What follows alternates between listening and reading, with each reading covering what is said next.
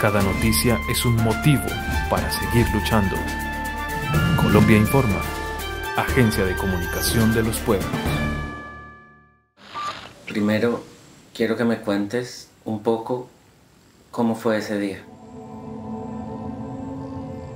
Mamá estuvo secuestrada durante casi 2 años. Antes de morir nos dijo que lo había perdonado todo. La película habla un poco sobre el secuestro que vivió mi mamá por las FARC hace más de 15 años y de cómo después, por la lectura de los diarios que ella pudo escribir durante su secuestro, descubrí un montón de cosas, como una relación muy cercana con uno de los exguerrilleros que la cuidaron, que la custodiaron, y de cómo la película intenta entender el perdón que ella manifestó al final de su vida, justo antes de morir, que fue, curiosamente, un mes después de que se anunciaran el comienzo de los diálogos de paz de La Habana. ¿Podrías ayudarme tal vez a preguntarle a algún colega tuyo dentro de la organización o algo, darles mi caso para ayudar a buscar a los muchachos? No es un momento de preguntar absolutamente. O con que él me contacte con alguien simplemente para que escuchen mi caso y para que escuchen qué es lo que yo quiero hacer. Yo empecé a grabar sin saber que iba a ser una película durante el secuestro de mi mamá. Yo en esa época era un egresado de la Universidad de Cine en el 2004. No sabía qué iba a hacer y lo hacía simplemente como para calmar mi dolor porque era lo único que yo sabía hacer en ese momento. Pero pasaron los años y eso se quedó guardado en una caja.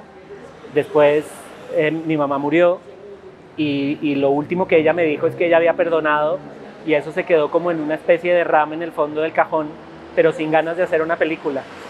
Y realmente el día que yo pensé que podía hacer una película fue el día de la firma de los acuerdos de paz en Cartagena. Lo estaba viendo en vivo y empecé a pensar en ella cuando pidieron un minuto de paz por las víctimas del conflicto y pensé en esa conversación que tuvimos y en su perdón y me pregunté yo si yo era capaz también de perdonar. Entonces esa noche de septiembre de 2016 dije, me pregunto si esto puede convertirse en una película, y al día siguiente escribí el proyecto y sabía que lo que iba a hacer era abrir como una caja de Pandora emocional, que fue lo que fue, pero no me arrepiento en lo más mínimo porque me abrió caminos que no me esperaba, pero que han sido increíbles.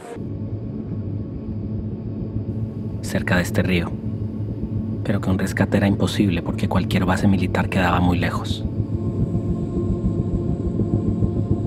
Y yo agradecía que lo fuera, porque las FARC habían amenazado con ejecutar a cualquiera que fuera a ser rescatado.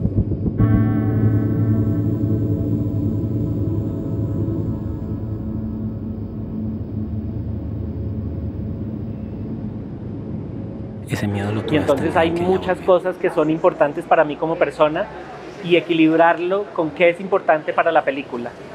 Porque lo que recibe un espectador hay veces necesita estar decantado, y si uno no decanta eso, si uno no decanta todas las emociones que ha vivido y que está viviendo en ese momento, puede ser algo muy confuso.